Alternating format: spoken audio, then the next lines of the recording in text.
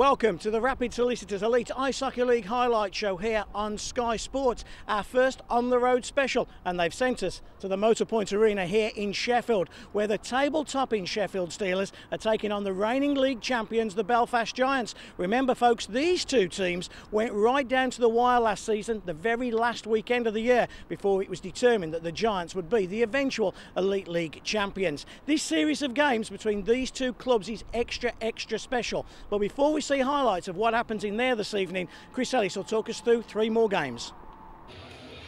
It has not been the best of starts to the season for Cardiff Devils. They would have expected better. But Coventry have been fighting more injury problems and seemingly find a way to win every night. So a cracker in store at the Sky Dome. Good skate initially for the Devils from Barry McKenzie. And then Phil Hill, a lucky goal in some ways, but a clever play too. Takes a deflection from behind the net. It's 1-0, just 1 minute and 10 into the second period. And Cardiff coming forward again. They were outshot in this period, 16-11, but the move breaks down and Dustin Cameron sets this one up for Guthrie. Cameron actually takes an injury in this game. Guthrie scores there, his fourth of the season, but Cameron out of action for a while maybe, but at least Paul Thompson for the Blazers managed to bring in Mike Bayrag, the former Clan player, Domish and Cowley of course, on the long-term injured list. A chance there for Greg Lieb, and then a bit of a melee, and two players pair off. Olsen cross-checks Didier Meaty. The two of them, Olsen and Didier Meaty, had fought in the first period. But this time, while step forward, Tyson Marsh. And the two of them go toe-to-toe. Tyson Marsh, certainly 22 on his back, looking a tough player. Olsen going for it too, he's tough.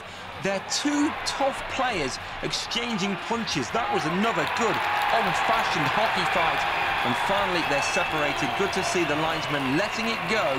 And that was a terrific fight. So we see overtime now. And it's a 5-on-3 situation to the Blaze with two Cardiff players in the box.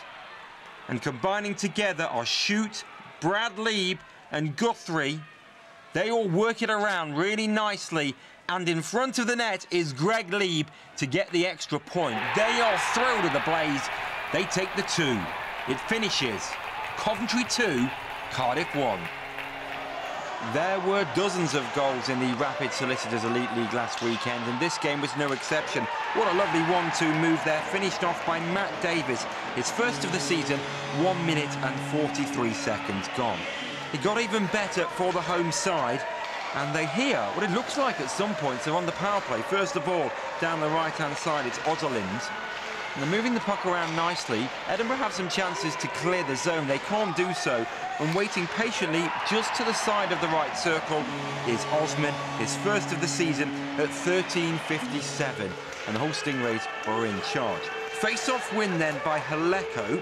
Sembergs goes down the left-hand side. And he works hard. Now, Stingrays have a chance to clear the puck. One chance there, and another chance, but you don't want to give Single too much time on the puck. Comes away from the challenge. Strong work with his hands over the shoulder of Ben Bounds. It's a one-goal hockey game with 5:30 to go in period one. That's the way it stayed into the second period. Power play time for Edinburgh. Now, Dobrin with 91 on his back. Up from the right-hand side, it's finally touched in by Single. So Single's second of the night. We're tied at 2-2. And that was the scoring at the end of the second period. So to the third period, and Osman with a lovely skate. That's a great finish from Otterlind, his first of the regular season for the Stingrays. So 42-43 sees the Stingrays back in the lead. More power play time for Edinburgh. They're moving it around nicely. The assist to Hartman, the player coach, and to Portwood. It takes many bobbles, but Dobrin is the man credited with that one at 45.06, so we're level at 3-3. Stingrays coming forward once more. They had 49 shots in this game. This one's very scrappy, but they won't mind. Osman gets the final touch, his second of the night, 49-41. They're getting back into the lead, a one-goal advantage. Now, something's about to happen which resulted in a 5-match ban. Scramble in front of the net, all sorts going on as usual. Plenty of pushing and shoving. And it results in a penalty shot, that's first of all, but you just see a kick out there by Edinburgh netminder Thomas Hardlowski. players start to pair off. There was no one dropping the gloves in particular, but Heidlovsky gets a match penalty for kicking, and that comes with it a 5-match ban, which was upheld by the disciplinary committee. So Sylvain Cloutier against, of course, now Craig Holland. He beats him all ends up. Cloutier, second of the year for the player coach. It's now 5-3 and breathing space for the home side. Power play time as the game is coming to a close, and Dooley and Silverthorne are the men credited with setting this goal up. A rebound there for Osman to complete his hat-trick. Final score, Hull 6, Edinburgh 3. There was a delayed face-off in Fife due to the lack of a doctor at the ice rink, but that didn't hamper the home side. Certainly in the early stages, they went 1-0 ahead. Sweet move at the ice, and Pitton scoring. What a good move on the netminder. Hogg and Haynes getting the assist. 1-0 Flyers then, 13 minutes and 33 seconds into the game. That was the only scoring of the first period, a period that saw Fife outshoot Dundee 10 shots to 3. That's a great finish from Danny Stewart, allowed so much room. In this period, there was 10 shots each, but Stewart getting goal number 2, 9:43 into period 2.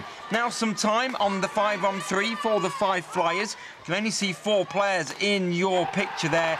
The man was by the side of the net, but it came to Haynes just in front, his 3rd of the season at 35-43. 3-0 scoreline, and everything going the Flyers' way. Jeff Hutchins here, just a dump on net with time running out in the period. Bad control of the rebound there, and jumping onto that play was Ryanen. So with 8 seconds to go in period 2, it's 3-1. And suddenly Dundee think they may have half a chance. But Dutium and Haynes combine this time, and out in front, the final touch in front of the net, just there, is by Hogg, a 4th of the season for him. So that's 4-1, and really things running away now from Dundee. But they hadn't given up, and they actually put up a fight in the final session. 11-6 though, they were outshot in this period. So 31-19 the shots on goal in favour of Fife. But this on the man advantage, and you see the final touch in front of the net by Baxter, the 2nd of the season for him. So we have a 2-goal game. And now into the closing stages. Jeff Hutchins gambles, lifts his netminder in favour of the extra skater, and Dundee are going towards the net. They get some rubber towards the net, but into an empty net at the other end. Casey Haynes with his 4th of the season, his 2nd of the game, and that wraps up the win. Flyers 5, Dundee 2.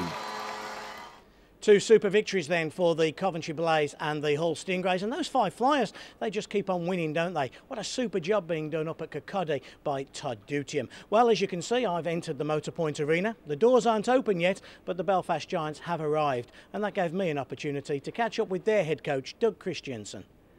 Doug, the last time I spoke to you was 24 hours after you won the championship, the euphoria. I sit here in an empty building tonight, and it's a new look Belfast Giants, so many changes, not only in Belfast but around the league. What differences will we see in this Belfast team to the one that we enjoyed watching last year?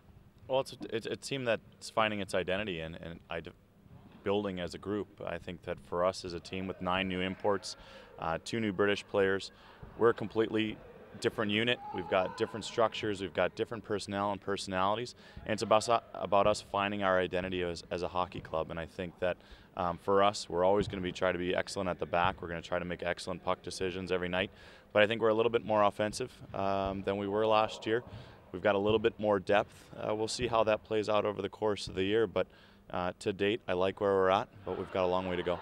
Always important to keep a base, isn't it, of players, and you did bring them back. Your captain, Adam Kiefer, won. Well, Kiefer plays the game extremely hard. He competes every single day, and not only in games but practices. He's leading workouts after practice, but our leadership group isn't just Adam Keefe. It's Craig Peacock, it's Rob Sandrock, players who've been in Belfast before, know what it takes to win in Belfast. And those are the players that I lean on right now to help pass a message on to the players of the importance of games like tonight, importance of making sure that we pick up points in Dundee against Fife. Every single night is a playoff game, and it's a fun challenge for us who've come back to just try to see it again. And it's human nature to try to look back and see what you did well and what you did poorly. Hopefully we'll learn a few things that we can improve. Talk us through this elite league. It's a different elite league, 2 conferences, the idiosyncrasies of this new structure. What have you made of it in the first 3 weeks? Well, there's been a lot of surprise results, which I think is fantastic. I think the more that some of the bottom teams from Scotland pick off wins against some of the other teams brings everybody a little bit closer together. I also think the fact that the rivalries are only going to get better, both Edinburgh, Fife, and Nottingham, Sheffield with those extra couple games. But the overall competitive balance is as good as I've seen it in the league, and I think that that's very good for every single market.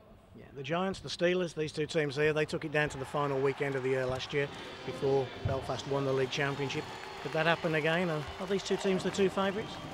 Well, there's no doubt about it. I think that Nottingham would have a lot to say about that.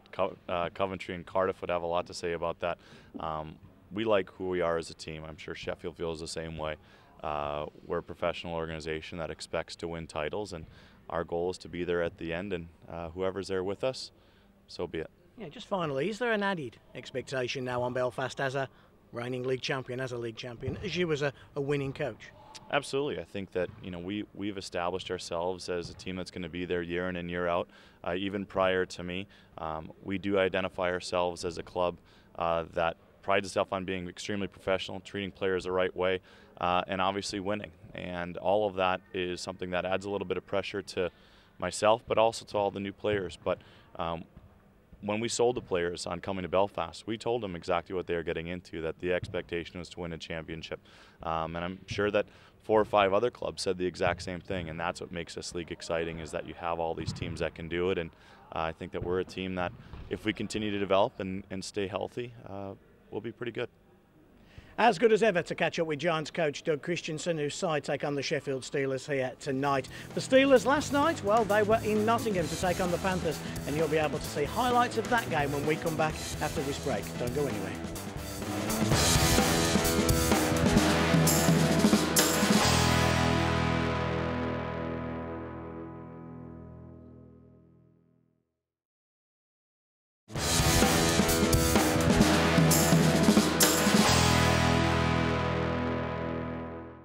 Welcome back to the Rapid Solicitors Elite Ice Hockey League highlight show here on Sky Sports. Time for more action. No better place to start than the NIC in Nottingham, where the Panthers were taking on the Steelers, the biggest rivalry in British ice hockey. This, the first game of a minimum of 10 between the two sides this year. Chris Ellis will talk you through it.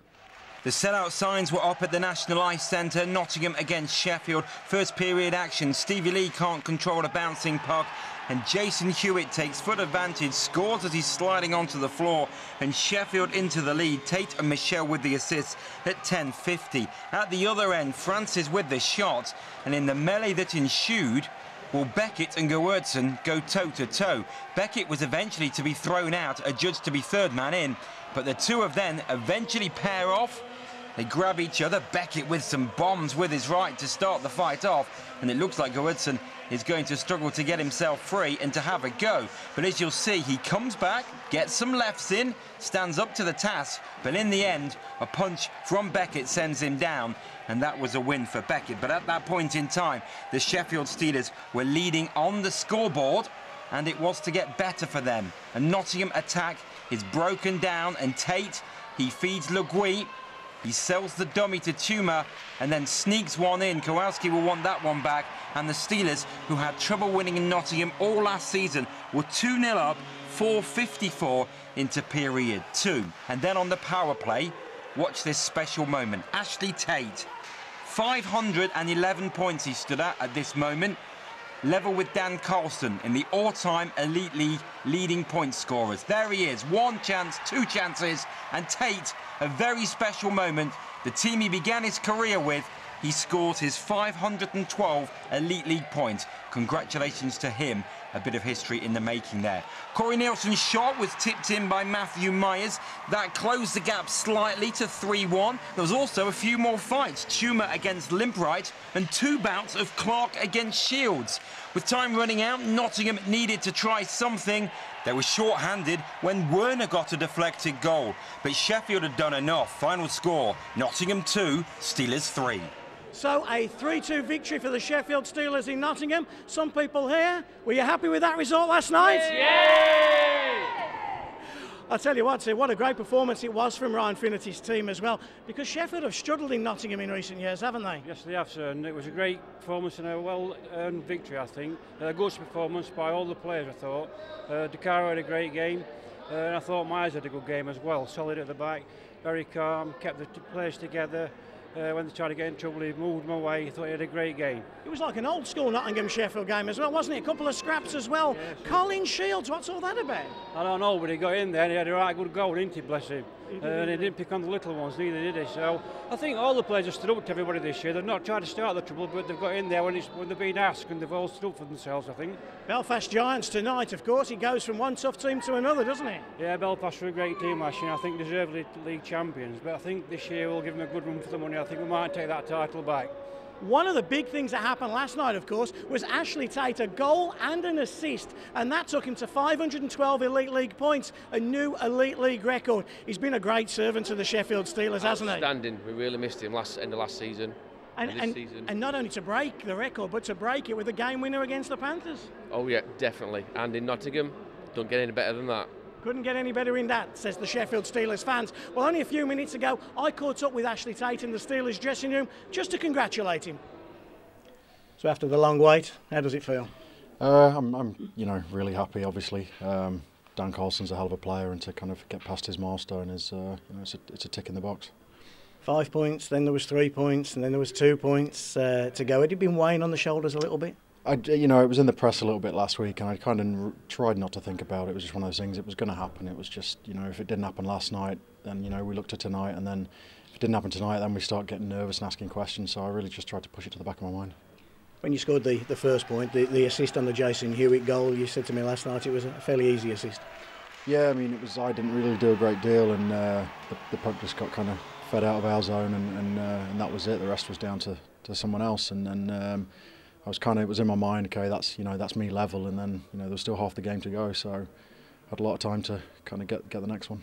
If that was an easy one, the one that actually set the record was a tough one. It was a goal, and an important goal as that. Yeah, it was on the power play, and I think Pex did most of the work. I just hit me right in the tape, and the first one didn't go, and the rebound I got hold of it, and that kind of seemed to roll in, but they all count. So, what was the instant thought that ran through your mind at that point? Was it 3-0 Steelers, or was it, wow, I've just set the record? No, it was completely. It was 3-0 Steelers, and we put ourselves with a really good chance to win this game, and then it kind of actually, that's 5-12 and it's done kind of thing. So when it got the puck, and that was that. Yeah. I'm sure before the game you would have taken any kind of assist or any kind of goal to break the record, but now it's done. How important was it that it was a big goal, a game-winning goal, and it was against Nottingham, a team that you'd played for and had such a great rivalry with in your career? Yeah, I think that just kind of adds to it.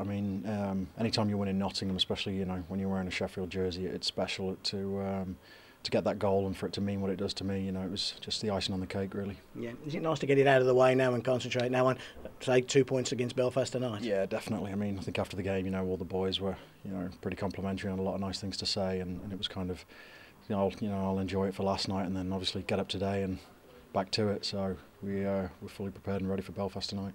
I've had a look on the Twitter and the Facebook and so forth. A lot of congratulation messages from lots of your teammates. You've been fortunate to play in some very good teams, and they've been fortunate to have you on their teams as well, haven't you? Yeah, a lot of guys I played with over the years in Sheffield, in Nottingham. Even guys who I played against when I was playing for the Nottingham Juniors. Kids from, well, not kids now, but when we were kids, from Fife, from Durham, just down south in Bracknell, places like that. It's ridiculous. So I've said it on Twitter. I'm really thankful for all the mentions and tweets and stuff. It's very flattering. Just finally, you're not somebody who normally blows your own trumpet, but you're not somebody who seeks that limelight. But you must be a proud man. Yeah, very much so. I think it's nice. I don't know how long it's going to last because there's a lot of guys put really good numbers up every year now, but it's nice to have my name up there for a little while at least, and hopefully I'll try and contribute more this year and just kind of make a little gap for myself. Outstanding achievement by Ashley Tate. Congratulations to him. Time now for more action. Let's head north of the border where we have a couple of Scottish derbies for you. After the match penalty to Hydlowski the night before, a chance for Craig Holland to shine for Edinburgh. But he was picking the puck out of the back of the net at 1 minute exactly. Great piece of skill from Ozolins. for the advantage for the visitors. It got worse for Edinburgh and for Holland at 3:48. Ozelins once more, so 2-0, and we've not even played 5 minutes. But Edinburgh, on the power play, were able to get themselves back into the game. Portwood with 1 assist, and player coach Hartman, it's Dobrin, there you are, 2-1 game. And then in the second period, short-handed, neat piece of personal skill from Yarralin. We're tied at 2-2. And then who else? Who else but Yarralin once more. It's a power play in the second period at the midway point of the game. There he is, so it's 3-2. So it means Hull have to come from behind now, all still in the second period, with the period coming to a close. And Ryan Ham gets the assist. The initial shot there was from Sykes, and then he is on target to level up at 3-3, and we go to penalty shots and stand by for a marathon penalty shootout. First of all, Osman, that's a goal, so 1-0 in the shootout. Dobrin scored in the game, hits the pipes, that's no goal. So Tendler is denied. Single at the other end, comes up and scores. Oh, rebounds back in off the goalie. So Ozelins has a chance, loses control. Sembergs then can win it for the home side. He's unable to do so. So we go to round 2. Osman scores. Dobrin, he scores as well. Now Jeremy Tendler has a chance to score. Didn't score in the first round. He's more patient this time. He scores again. So Single, he scores as well. Back to Ozelins then. Still in the second round. Ozelins can't score. So Zembergs, once again, he can win it. He can't score this time. So we go back to Osman. He's denied. Dobrin scores, and Edinburgh take the extra point. What a thriller. Edinburgh 4, Hull 3. Braehead arrived in Dundee, still looking for their first regulation time victory on the road this season. And they outshot the home side 16-7 in the first period, but to no avail. Second period action now, a couple of chances from Matt Baxter, but it led to a penalty shot. Garrett Zemlach throwing his stick, so Sammy Rynan having the chance. Started the season well for Dundee. Could he put them ahead against Braehead? Good save from Zemlach, spread himself well, got to that one, and he kept it at 0-0. But that buoyed the Stars, the momentum started to swing their way, and Wirral and Bagwan combined. That's a nice bat out of the air for Doug Krantz, and the defenceman scores his first goal of the season, and it's 1-0 Dundee.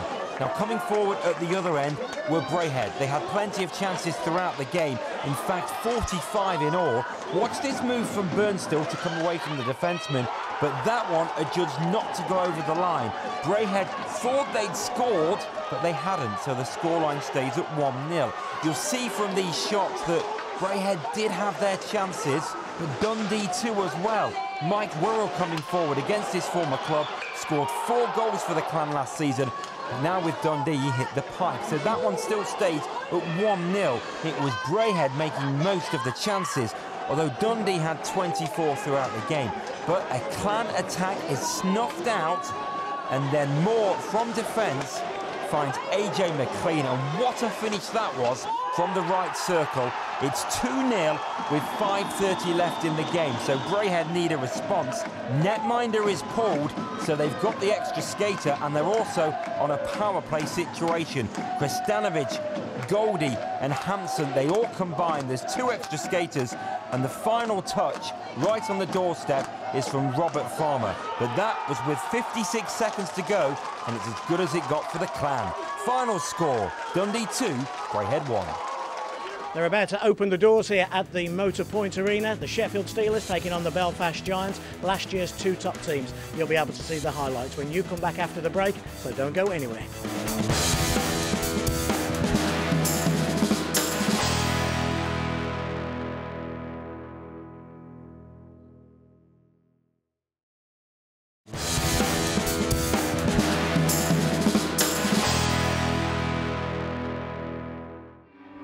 Welcome back to the Rapid Solicitors Elite Ice Hockey League highlight show here on Sky Sports. Time for the action to start. The Steelers and the Belfast Giants, the two teams that took it all the way through last year's regular season before determining the Giants as the Elite League champions. The first of an 8-game series between Finnerty and Christiansen sides. Chris Ellis, take it away. A big game in Sheffield. These two, of course, last year finished 1 and 2 in the Elite League. The Belfast Giants pipping the Sheffield Steelers, who had won the title the season before, to the 2011 Elite League title success. Good following from Belfast, and it was the Steelers, though, who had the chance with a power play in the first period to take an early lead. Now, they were working it well on the wall, and Sarich had so much room in the slot. The assists going to Shields and Pekka, and at 2:18, the home side were ahead, and the Motorpoint Arena was happy. You see here, Murphy comes out to try and close down the angle, but Sarich certainly makes no mistake from that slot position. 1-0 Steelers then. Those fans are happy. They've been celebrating in Nottingham the night before, and they were happy with a home lead, 1-0 in the early stages. But Belfast, well, they came straight back. Hard work there by Clark and Sandrock, and then Stewart, his first of the regular season. We see the game tied at 1-1. Just in front of the net, he bats it out in the end, and it's 1-1, as I said. A great start to the game. Plenty going on then. Scuffle in front of the net.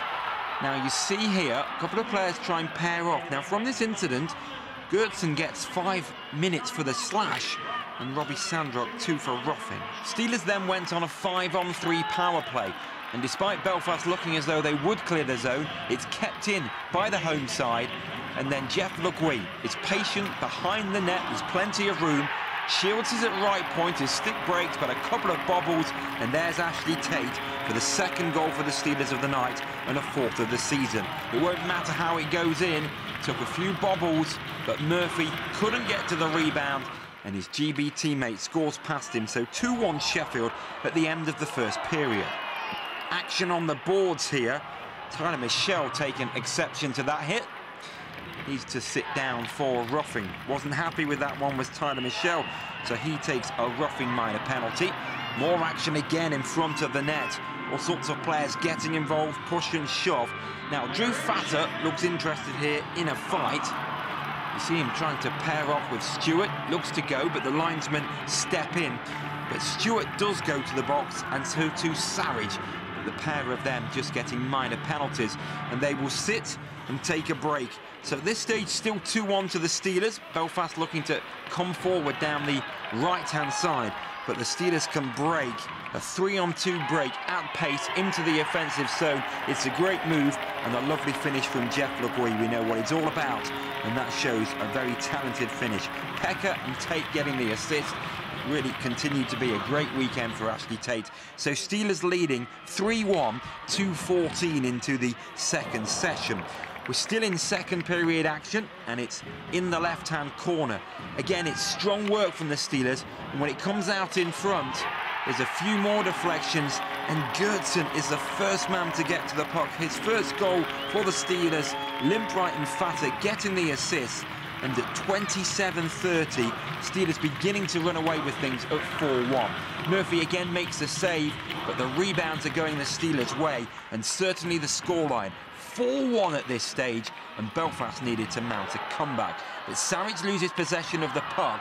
That's a fantastic pass into the offensive zone from Stewart, and Champagne scores. Looked like he was going to make a play, and then he delayed it.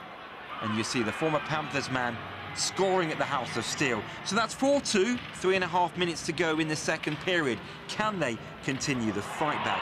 Well, we found the answer at the start of the third period. Traffic in front of the net, and the first man to pounce was Clark. So it is a 1-goal game, 4-3. And the Belfast fans that made the trip across were certainly celebrating. They knew that their side then had a chance. It got even better when in front of the net, a melee once more. Fournier and Rycroft were the men credited with the assists, and Roberts scores to tie it up at 4-4. Into overtime, and the Steelers have a chance there. A couple of players driving the net, can't find a way through, so it's going to be penalty shots to decide who gets the extra point. New scoreboard there at the Motorpoint Arena. Peacock as he so often does for the Belfast Giants, to lead them out. Can he get them on the board in the shootout? Peacock, no he can't. So that's a good start for the Sheffield Steelers and for netminder John De Caro. So the chance now is Colin Shields. Shields scores here would put them in front. Yes, he does. The Steelers lead by 1-0 in the shootout. So then it gets to that pressure point. Champagne, he scored in the game, as you see a replay there from Shields' shot. But as I say, he scored in the game. Did Scott Champagne, and now it's his moment. He really needs to score to get the visitors back into the shootout. Can De Caro continue his good weekend? Yes, he can. He stands firm. Now the Steelers are one penalty away from winning the game. He closes the door there, does De Caro, and he gives the chance for Jeff Legui to take the extra point for the Steelers. In on Murphy, pulls the move on the backhand, and it is 2 points for the Sheffield Steelers and 1 for the Belfast Giants. That was so good, we'll see it again. He waits, he makes the move as Murphy goes down, and the Steelers take the extra point. Sheffield 5, Belfast 4. A game of two halves, that one, eh, Coach? Yeah, obviously, happy with the win, but, not happy giving Belfast a point on the road. The points are crucial, and we're going to be in a dogfight with them all year. So we'll take the 2 points, but obviously unhappy giving up a 4-1 lead at home here. Is it something that concerns you, having done a similar thing in Nottingham on Saturday? Yeah, I mean, obviously it's something that concerns us, and we gotta commit to 60 minutes. You can't just come out and protect leads against teams like Nottingham and Belfast. And it showed here. They can capitalize quick and turn the game around in a hurry. So we got to work on that. We got to address that quickly. But on the other side of it, if that's our major problem, I'm happy with that right now. I was going to say, you have De Caro, who puts 2 sterling performances in this weekend. In Legui and Tate, you've got guys on 3-game scoring streaks. There are plenty of positives as well. Yeah, we're starting to get contribution from each line now. At the start of the year, it was just the Hewitt line. And now, all 3 are starting to contribute, and that's what we need. A lot more positives than negatives with this team. We got a lot of work to do, but there's a good core to build on and a good foundation to build on here. And guys want to win. You can tell that they dug deep. Giving up a 4-1 lead, it's tough to come back and win. Emotionally and mentally, it can be draining. But like I said, we stuck with it. Johnny saved a couple penalty shots, and the boys put it in the back of the net. And we're happy with the 2 points, and we're definitely happy with the 4 points over the weekend. End of the game, Duggan. 2 unhappy coaches. End of the second period, I walked past you and you said your team was being beaten in every area, but then you fought back marvellously well. Yeah, I think for us as a team, we're very disappointed we didn't get 2 points tonight. But after the way the second period went, we were fortunate to get 1. Our team dug in, showed a lot of character in the third period, played and stuck to the game plan for the last period, and to get that goal really early in the period gave us a chance to come back and to tie it, and unfortunately we didn't get the second point. But in terms of a comeback, pleased with the character we showed. What did you do wrong in the first half of the game, and how did you put that right? We played with blindfolds on in the second period, and we took them off in the third. We decided that we were going to put pucks in and play behind their defense and possess the puck, as opposed to what we did in the second period, which was just give pucks away. I mean, I don't even know what the turnovers were that period, but I mean, we're talking 15, and you shouldn't have more than 5 in a night. So we've got a long way to go. But for us as a team to play at Nottingham, and at Sheffield to get 4 of 6 points, it's a step forward, and it's obviously something we have to develop from and improve in order for us to win at Cardiff on Thursday. Congratulations, Jeff. A goal in the game and then a penalty shot shootout winner as well. Yeah, it was tough game to let them back in it, but we pulled out the 2 points in the end, and it just shows that we stuck with it and got the 2 points. A game of two halves, really. Sheffield comfortable, 4-1 up, everything going very smoothly, but then Belfast came back at you very hard, didn't they? Yeah, they never let up, and that's one thing with these teams. They never give up, and you give them an inch, they'll take a mile. So we had to keep playing our game, and we didn't, and we let them back in it. So. John De Caro makes 2 big stops, gives you the chance to win it on the second shot. And what was the thought process running through your mind at that time? I wanted to end it, Didn't think I was going to with the ice and everything, but I ended up making a couple of moves and pulling it off. So it was good to see it hit the back of the net. And a 5-1 start for the Steelers, you'll take that? Any day, yeah. So a 5-4 penalty shot shootout win for the Sheffield Steelers over the Belfast Giants. Join us after the break. We've still got plenty of action to come from around the Elite League.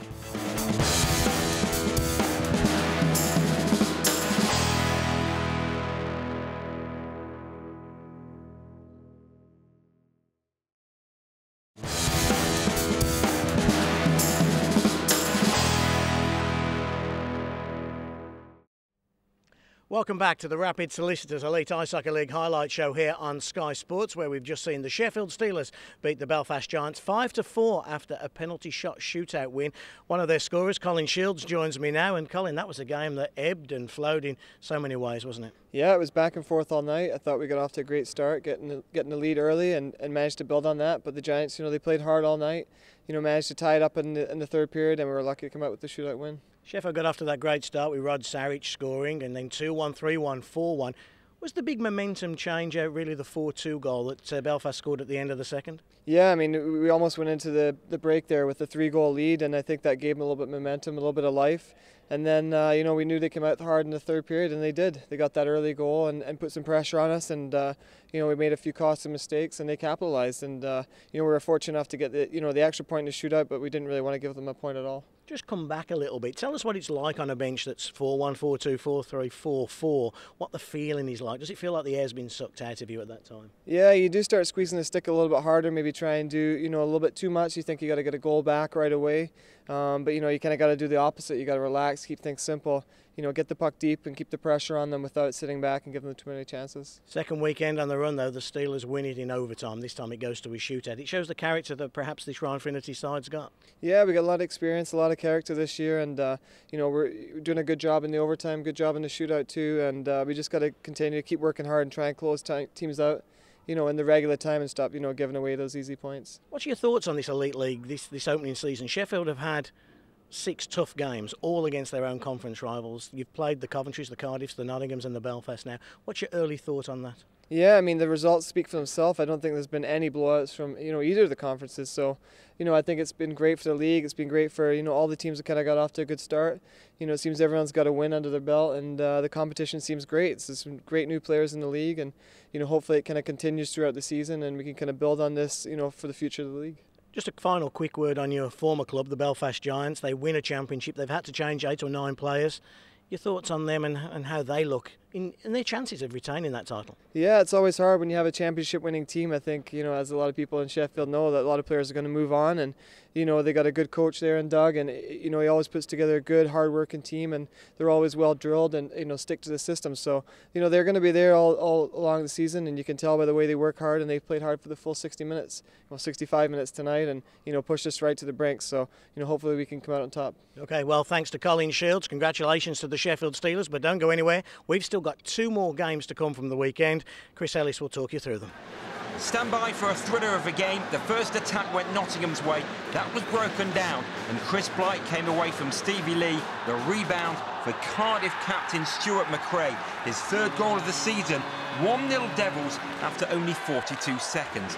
Nottingham on a power play though, and Fox and Nielsen exchanged passes, and the Panthers player coach weighted pass cleverly to the right circle, and David Clark with his 3rd of the season. 3 minutes and 8 seconds. Nielsen was to not last the game, and he could now be out of action for maybe a month. A melee in front of the net, but the players that pair off are the players that just clashed on the boards. Didi Amiti and Stevie Lee, the British defenceman. The players getting your way there. We can't see this one. Move out the way. Now we do. You'd say that Didi Amiti probably got the better punches in this fight, but credit Stevie Lee for fighting with someone who certainly is more renowned than him. He waves to the crowd as the Cardiff number 24. Stevie Lee just checks his jersey. Lovely pass here from Bia Breyer to set up the 2nd goal for the Devils. That backhand pass for Mark Smith.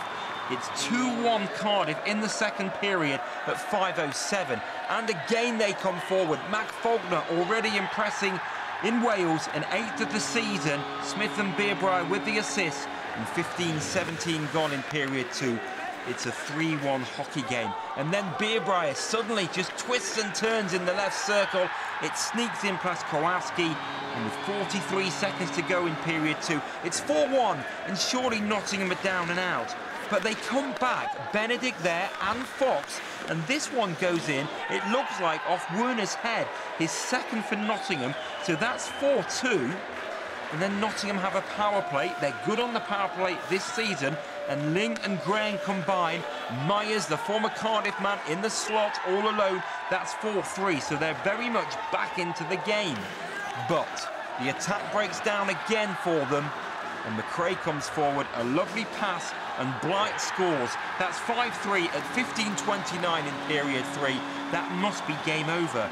But Nottingham finds something from somewhere, and they move from defence to attack. Galavan with the pass, the rebound for Lakovic. 17-13 in period 3. It's a one-goal hockey game, so Nottingham have a chance going into the final 90 seconds. They are laying siege on the Cardiff net. Ling with one chance, and then an instinctive shot. We're tied at 5-5, 1 minute and 11 seconds to go, the leveller. So to overtime, and with the man advantage with Benedict in the box, Blight scores the winner. Cardiff 6, Nottingham 5. The Flyers have made a great start to the season in League and especially Cup, but this was a league game, and coming forward was Haynes. He started the move, and then he finishes it off in style. The assists going to Hogg and Kleister, and on the power play at 12:52, the 5 Flyers lead the Coventry Blaze by 1-0. Into second period action, again with the man advantage, and player coach Dutium and Kyle Horn combine. How does this one go in? Look at the deflections.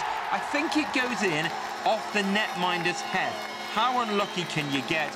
That's 2-0, and Peter Hirsch is beaten, but unluckily, and it's 2-0 as I say. Now, power play time once more, this time for the Coventry Blaze, and Greg Lieb and Shute combine for Brad Lieb to close the gap. So that's 2-1. Into the third period, and Coventry beginning to come back into the game. It was the only period actually where they weren't outshot by the home side. Shots in this period was 9-all, and again a deflection in front of the net, and Lieb gets his second of the night. Takes us to overtime. That was scoreless, so too a penalty shootout. Another shootout on Sunday shows how close these games are at the moment. Not a good start for Shay Guthrie. He doesn't score. Casey Haynes, the first man to step up for the 5 Flyers, goes right-hand side with this one. No, he's denied. So it will be Brad Lieb for the Coventry Blaze. Scored 2, of course, in the game. Can he make it a third with a penalty shootout goal? No, he's denied by the pads there. Brian Pitton certainly equal to it. So Jason Pitton, his brother, can he be the hero? Well, at the moment, yes, he can. Mike Shute is the next man to go. Can he score? Mike Shute goes up, and he can't score, and that's game over. Pitton makes the save, and 5 have the extra point. Flyers 3, Coventry 2. So results from Saturday, the 22nd of September in the Herhard Conference. Coventry Blaze 2, the Cardiff Devils 1 after overtime. Nottingham Panthers 2, the Sheffield Steelers 3 at the NIC. In the Gardner Conference, Hull Stingrays 6, the Edinburgh Capitals 3. Challenge Cup Group A, the 5 Flyers, another home win, this time 5-2 over the Dundee Stars. Sunday the 23rd of September in the Elite League, 5 Flyers 3, the Coventry Blaze 2, that's after a penalty shot shootout. The Steelers 5-4 winners over the Belfast Giants, again after a shootout, and the Edinburgh Capitals 4, the Hull Stingrays 3, have a guess, after a shootout. Challenge Cup Group A, the Dundee Stars 2, the Brayhead Clan 1, and in Challenge Cup Group B, the Cardiff Devils 6, the Nottingham Panthers 5, again after overtime. So this is how the Challenge Cup group tables look. In Group A, 5 Flyers are top, Dundee Stars second, then come the Brayhead Clan, the Belfast Giants and the Edinburgh Capitals. As for Group B, Nottingham Panthers are top of the tree, Hull Stingrays second, Cardiff third, Coventry fourth, and Sheffield, of course, they're still yet to play. Moving on to the 2 conferences, in the Erdhard Conference, the Sheffield Steelers are sitting pretty with 10 points from 6 games. A 5-1 start for Rifinity's team. Cardiff in second with 4, Belfast third, Coventry, Nottingham in 5th place. Very early stages yet. Let's look up north in the Gardner Conference. The Hull Stingrays are top, playing 500 hockey, 3 from 3. Five Flyers in second, Dundee third, Edinburgh fourth, and the Braehead Clan starting off slowly this year. So if we add all the points together, this is how the Elite League stands at the moment, with Sheffield on top. Well, you can see for yourself then as we go through Coventry, Belfast, Cardiff, Nottingham, Fife, Hull, Dundee, Braehead and the Edinburgh Capitals. So 3 weeks in and the Elite League is really getting tighter and tighter, isn't it? I told you this conference system would make the league tight, and you'll be able to see more hockey this coming weekend, starting Saturday the 29th of September, where in Braehead the Clan take on the Belfast Giants. At the Big Blue Tent, the Cardiff Devils meet the Edinburgh Capitals, and Sheffield take on the Nottingham Panthers. Sheffield, in fact, have a double home header. On Sunday the 30th of September, the Steelers meet the Coventry Blaze, the Edinburgh Capitals meet the Dundee Stars, Hull Stingrays, the Braehead Clan, and the Fife Flyers, the Belfast Giants. You'll be able to see all the goals and all the highlights from all of those games in our next show, Friday the 5th of October, Sky Sports 4 at 11 p.m, where I'll be joined back in the studio by the injured Coventry Blaze forward Russ Cowley. I hope you've enjoyed last weekend. I hope you're really going to enjoy going to an Elite League game next weekend. Enjoy your hockey, folks. It's great, isn't it, in the Elite League?